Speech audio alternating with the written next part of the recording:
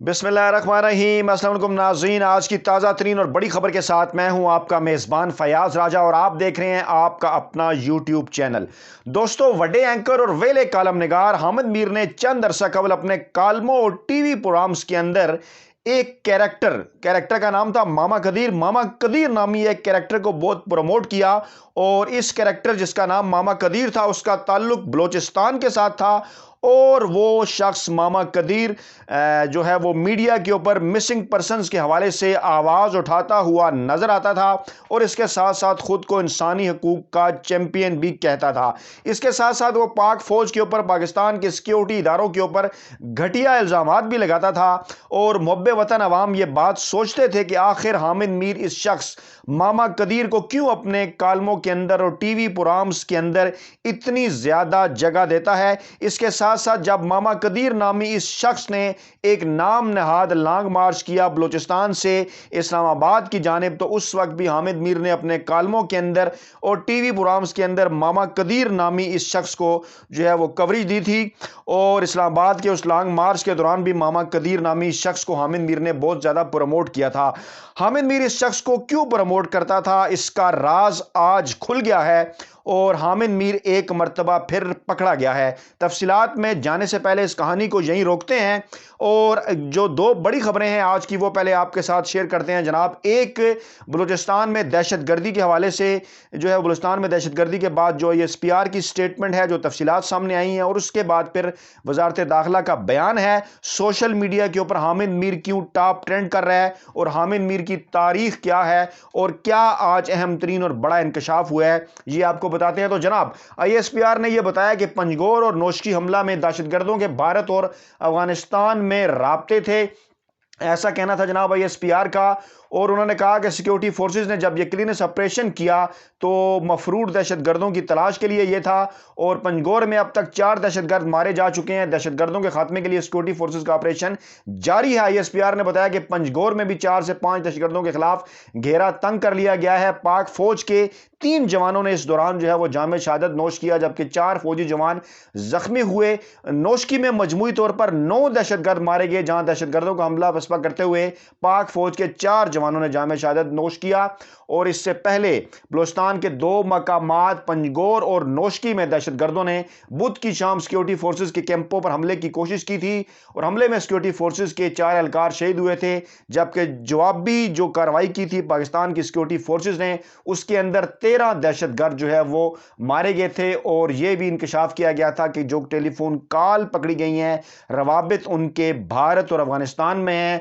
और इन दहशतगर्दों के भी रवाबित थे भारत और अफगानिस्तान के अंदर। और इसके साथ साथ फिर जिन दहशतगर्दों को जहन्नम वासिल किया गया उनकी जब तस्वीर और नाम जो है वो सामने आए तो उस वक्त असल वो राज भी सामने आ गया मामा कदीर के हवाले से और हामिद मीर के हवाले से, जिसकी तफसीलात हम आपके सामने रखते हैं। इससे पहले हम आपको शेख रशीद का भी इस हवाले से बयान बताएं, लेकिन उससे पहले एक और अहम और बड़ी खबर, क्योंकि पाकिस्तान के अंदर पाकिस्तान के अंदरूनी और बैरूनी दुश्मनों की जानिब से मुल्क की हालात खराब करने की कोशिश की जा रही है, तो शुमाली वज़ीरिस्तान में ऑपरेशन के दौरान बड़ी तादाद में असला और बारूद जो है वो बरामद हुआ है। और वज़ीरिस्तान से रास्ते जो है, शुमाली वज़ीरिस्तान से रास्ता बलूचिस्तान की जानिब भी जाता है, लिंक है जो है वह जोग्राफिया के तौर पर। और जनाब, बड़ी तादाद में सिक्योरिटी फोर्सेस असला और गोला बारूद ये बरामद किया और खुफिया इतला पर ऑपरेशन किया। गुलाम खान खेल का ये इलाका है और जनाब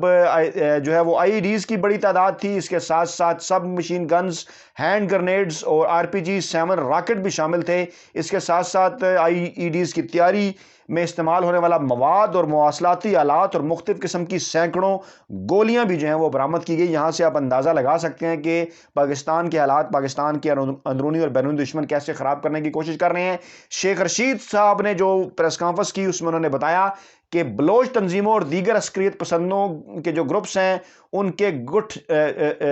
जो उनका गठजोड़ है उसकी जानिब उन्होंने इशारा किया। اور تفصیلات کے مطابق جناب انہوں نے بتایا اور ٹی وی چینل سے انہوں نے گفتگو کی، انہوں نے بتایا کہ پردے کے پیچھے کالعدم تحریک طالبان سمیت دیگر تنظیموں کی سپورٹ حاصل ہے اور داعش بھی وہاں موجود ہے اور مزید بھی تنظیمیں ہیں جو دہشت گردی میں اضافہ کر رہی ہیں۔ ان تنظیموں کے بھارت سے بھی روابط ہیں، افغانستان کے مختلف علاقوں میں ان کے کیمپس ہیں، جس کی وجہ سے پاکستان میں دہشت گردی میں اضافہ ہو گیا ہے۔ وزارت داخلہ نے الرٹ بھی جاری کیا اور انہوں نے کہا کہ چاروں صوبوں اور آزاد کشمیر کی پولیس اور سیکورٹی اداروں کو الرٹ رہنے کی ہدایت کر دی گئی ہے۔ تمام انٹیلیجنس اور سیکورٹی ادارے اور صوبائی حکومتیں غیر معمولی طور پر مستعد رہیں گی۔ وزارت داخلہ کا کہنا ہے کہ ایف سی کی جو مستعدی ہے بلوچستان میں، وہ دہشت گردی کے بڑے واقعات کو ناکام بنانے میں انہوں نے اہم ترین کردار ادا کیا۔ اب جناب آپ کو بتاتے ہیں کہ سیکورٹی فورسز کے ان آپریشن کے دوران حامد میر جو ہے وہ کیوں ٹرینڈ کرنے لگا ٹویٹر کے اوپر، اس کی تفصیلات آپ کے سامنے رکھتے ہیں جب یہ تصویریں بھی جو ہیں وہ آئیں۔ پہلے یہ تصویریں ہم آپ کے سامنے رکھتے ہیں، یہ دیکھیے یہ ان دہشت گردوں کی تصویریں ہیں جنہیں سیکورٹی فورسز نے جب آپریشن کیا تو انہیں ہلاک کر دیا گیا، اور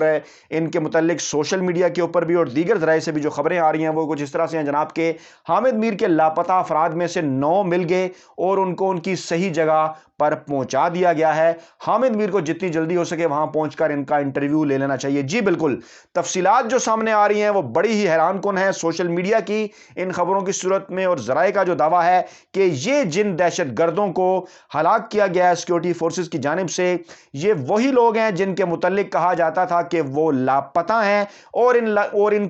کی گمشدگی کا جو الزام ہے وہ پاکستان کی سیکورٹی فورسز کے اوپر لگا دیا جاتا تھا، پاکستانی افواج کے اوپر لگا دیا جاتا تھا، اور ماما قدیر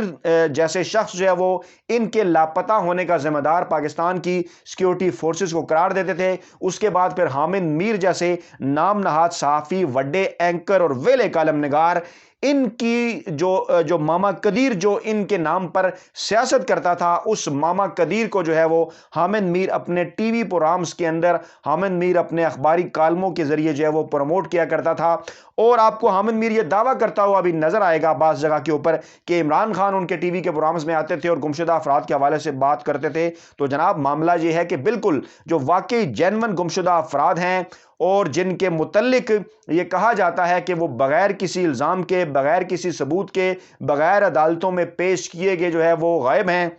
ان کے متعلق یقینی طور پر پاکستان کی تمام سیاسی جماعتیں آواز اٹھاتی رہی ہیں، عمران خان بھی آواز اٹھاتے رہے ہیں، لیکن جہاں تک ان لوگوں کا تعلق ہے کہ جن کے حوالے سے ماما قدیر بات کرتا تھا اور جن کے حوالے سے حامد میر ماما قدیر کو پروموٹ کرتا تھا، ان کے حوالے سے واضح طور پر اب یہ بات جو ہے وہ سامنے آ چکی ہے کہ ان کا تعلق ان دہشت گرد، ان کالعدم تنظیموں کے ساتھ تھا جو کہ خدا نخواستہ بلوچستان کو پاکستان سے علیحدہ کرنے چاہتی ہیں، آزاد بلوچستان کے نعرے لگاتی ہیں۔ اور آپ کو یاد ہوگا کہ آزاد بلوچستان کے نعرے جو ہیں وہ پی ڈی ایم کے جلسوں کے اندر بھی لگے، اور پھر ان کی جو توجیہ ہے وہ حامد میر کی جانب سے بھی پیش کی گئی کہ اصل میں آزاد پاکستان کا نعرہ لگانا تھا تو آزاد بلوچستان کا نام منہ سے نکل گیا، حالانکہ کوئی ان سے پوچھے کہ پاکستان تو الحمدللہ 1947 میں آزاد ہو چکا تھا، تو اب انہوں نے کون سا پاکستان آزاد کروانا ہے، کس سے کروانا ہے؟ انہوں نے آزاد بلوچستان کا نعرہ لگایا تھا پی ڈی ایم کے جلوسوں کے اندر، اجلاسوں کے اندر، جلسوں کے اندر، اور حامد میر نے پھر جناب ان کا ترجمان بن کر کس طرح سے ان کی سیف سائڈ کی،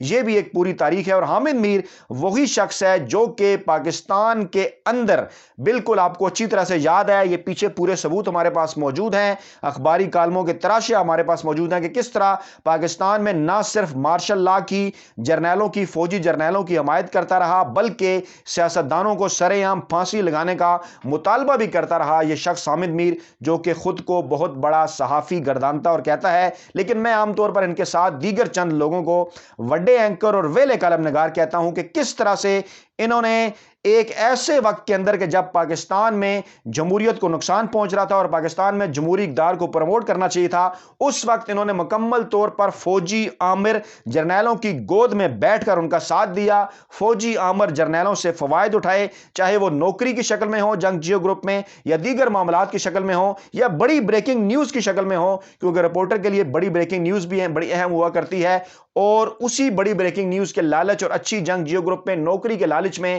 یہ صاحب جو ہیں وہ فوجی آمروں کی گود میں بیٹھ کر ان کے ہاتھوں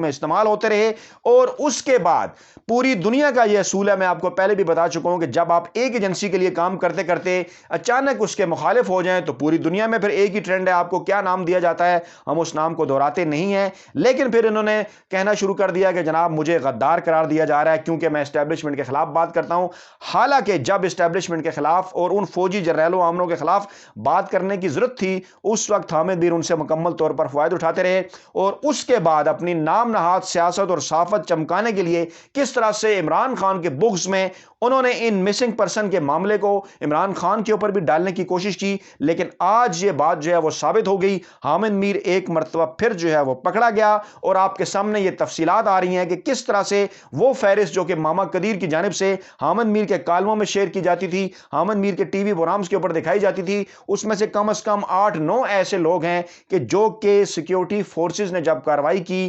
دہشت گردوں کے خلاف تو اس کے نتیجے میں ان کو ہلاک کیا، اور یہ وہ گمشدہ افراد جن کو کہا جاتا تھا یہ ریاست پاکستان کے خلاف، نہ صرف انہوں نے پاکستانی آئین کے خلاف، پاکستانی ریاست کے خلاف، پاکستانی جمہوریت کے خلاف انہوں نے اسلحہ اٹھا رکھا تھا، اور بزور طاقت جو ہے وہ پاکستان کے بلوچستان کے حالات جو ہے وہ خراب کرنا چاہتے تھے، اور پوری دنیا میں ایسے لوگوں کو دہشت گردوں کے طور پر ہی ٹریٹ کیا جاتا ہے، اور بالکل اسی طرح پاکستان میں بھی ڈیفینیٹلی جو اسٹیٹ کے خلاف ہتھیار اٹھائے گا پاکستانی اور آئین اور قانون کی روح سے اسے دہشت گردی ٹریٹ کیا جائے گا۔ لیکن سوال یہ پیدا ہوتا ہے کہ ماما قدیر اور حامد میر جیسے بندے ایسے لوگوں کی حمایت کیوں کرتے ہیں؟ یہ ایک بہت بڑا سوال ہے جس کے اوپر پاکستانی اداروں کو، پاکستانی سیکیورٹی ایجنسیز کو، پاکستانی حکومت کو اس کے اوپر غور کرنا چاہیے، اور اپنی صفوں کے اندر موجود ایسی کالی بھیڑوں کو نکال باہر کرنا چاہیے جو کہ اپنے ذاتی فوائد کی خاطر خدا نخواستہ پاکستان کو بھی بھیج دیتے ہیں اور پاکستان کا نام پوری دنیا میں